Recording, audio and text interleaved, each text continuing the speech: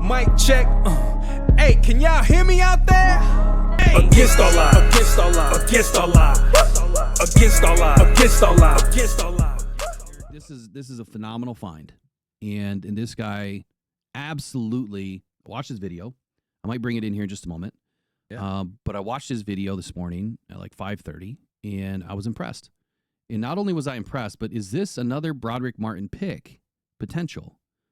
And this is why when Brad Holmes does the things that he does, somebody like this you almost cannot ignore to have on your roster. So who is Desmond Watson? What happened yesterday? And why is this such an amazing opportunity for any NFL team, but potentially the Detroit Lions? Well, I was scrolling on social media yesterday, and I came across this meme about this guy that's going to be coming out in the draft this year that might shatter the record for the heaviest player ever in the NFL by like 50 pounds. And I was like, whoa, what is this? So I started doing a little digging, and I found an article about this guy. So Desmond Watson is a defensive tackle from Florida, and he is making headlines as he could potentially shatter the record for the heaviest player ever drafted in the NFL.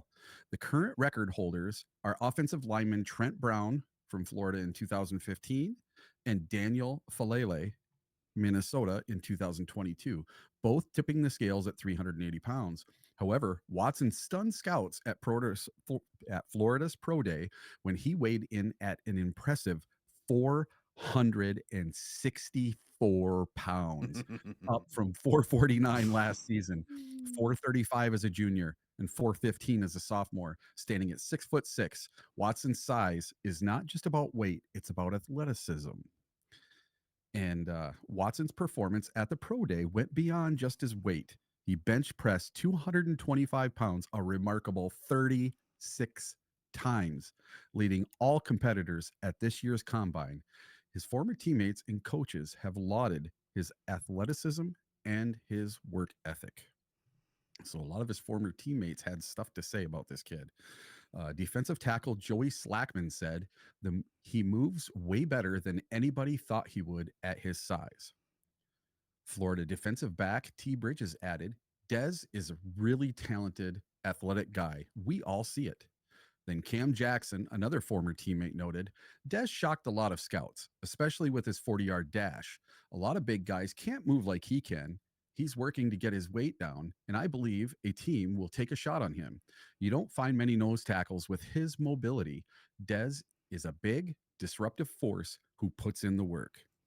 Now, Watson clocked a 40-yard dash at 5.93 seconds at 465 pounds and recorded a vertical jump of 25 inches. While these numbers may not seem stellar, they are impressive for a player carrying an additional 100 pounds compared to his peers. Reflecting on last year's combine, I recall the anticipation surrounding Trevonde Sweat, who was projected to weigh over 350 pounds and the largest prospect invite. Both Will and I were excited to see for his comparison. So, hey, Will, why don't you walk us through this comparison part since you put this part together? Yeah. So last year, Eric and I were at the combine, and there was a few players that we really were impressed by, but also excited, right? Anticipation was high. It was Byron Murphy, big tree trunks for legs. It was Trevonde Sweat, the 350-plus pound prospect that ended up weighing 366 pounds. And there was a few others, like the Jared Versus, Braden Fisk.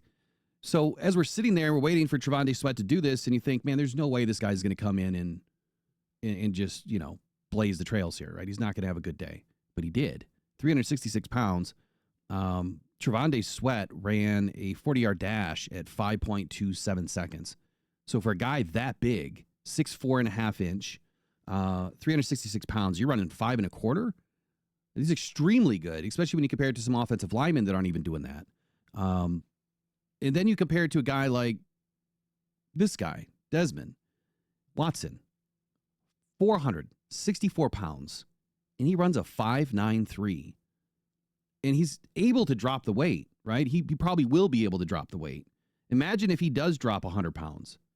Imagine how much faster, bigger, stronger, lighter on his feet he's going to get. And I'm not saying he needs to lose 100 pounds, but even if he shaved off 50 or 30, like he's going to get increasingly faster at what he does. 6'6", right? Compared to Sweat's 6'4.5". Vertical jump, 25 inches for Watson compared to Sweat's 26. The dude weighs 100 pounds more, and he's able to leap 2 feet off the floor. It was crazy enough that Sweat was able to do that at 26 inches. And this guy pulls it off at 25. Now, our arm length and hands measurements are up in the air right now. I don't have those. I've been looking for it. Can't find it.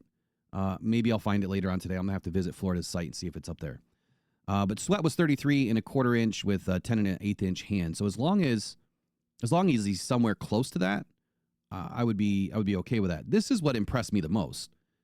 When Watson was was he a junior or sophomore? I think he was a sophomore, and he reported a max bench of 520 pounds and a max squat of 720 pounds. Now, with the right training staff, these numbers are likely to have already improved, if not improving later when he becomes a pro. So the Gators head coach, Billy Napier, praised Watson's unique attributes at the pro day. And he stated that, quote, Dez is a unicorn. You'll go your whole career without encountering someone of his stature.